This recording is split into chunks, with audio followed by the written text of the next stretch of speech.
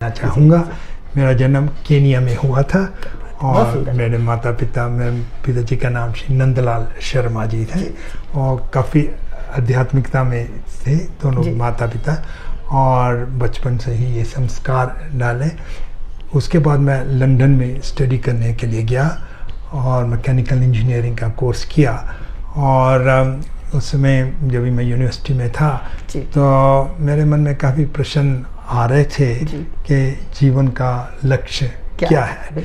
और मैंने ये प्रश्न पूछे भी हमारे प्रोफेसर्स को, लेकिन कोई सेटिस्फाई नहीं कर पाए, और अधिकतर तो वो कहने लगे कि ये just have a nice time, अब इस गहराई में नहीं जाओ। लेकिन मैं satisfy, what is the purpose of life, हम एजुकेशन कर रहे हैं, what is the meaning of it. बिल्कुल सही कहा। तो फिर मैंने सोचा शायद सोशल सर्विस से कुछ सेटिस्फेक्शन मिलेगी, और मैं काफ़ी सोशल वर्क भी किया, गरीब लोगों को कई तरह से हेल्प किया जो भी टाइम मुझे मिलता था, और यहाँ तक कि मैं कम्युनिस्ट सोसाइटी ऑफ इंग्लैंड का भी मेंबर बन चुका था। बहुत सुंदर।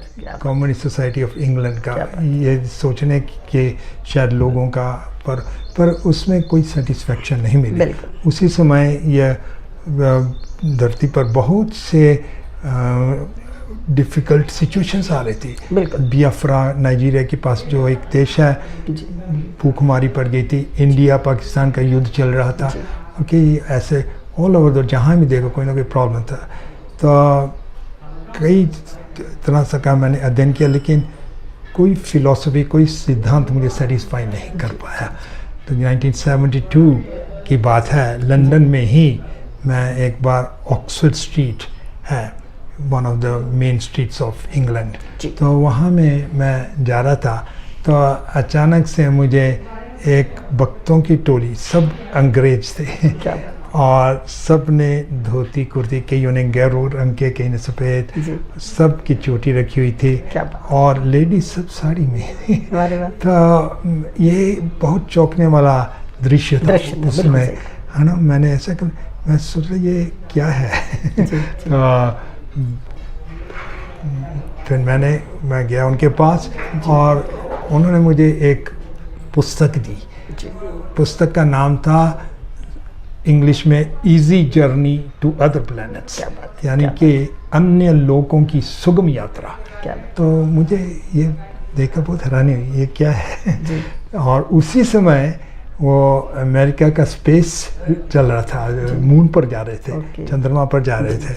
तो मैंने सोचा शायद उसके साथ कुछ कनेक्ट होगा, तो मैंने पुस्तक तो ले ली और उन्होंने मुझे टेंपल का एड्रेस भी दे दिया।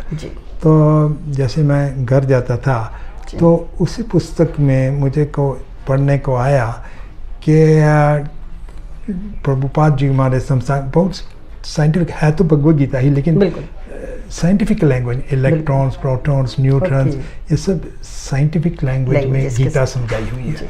तो मेरा इंटरेस्ट बढ़ने लगा, और जो मैं प्रश्न मेरे थे मन में, उनके आंसर मिलने लगे। तो फिर मैंने सोचा क्यों ना मैं पर्सनली जाके मिलूं। तो फिर मैं एड्रेस तो था, तो एड्रेस में लेकर मैं वही ऑक्सफोर्ड स्ट्रीट के पास ही मंदिर था, तो वहाँ पहुँचा। तो सबसे बड़ी सौभाग्य की बात है कि परम पूज्य भक्तिवेदांत स्वामी प्रभुपाद जी, हमारे गुरु महाराज, वहाँ में उस समय थे। पूरे जीवन में उन्होंने 22 बार दुनिया के चक्कर लगाए, और सौभाग्य से Krishna is the best timer. वो कृष्ण जी सब अच्छी टाइम करते हैं, हम प्लान बनाते हैं, लेकिन टाइम जो है वो ही सबसे बढ़िया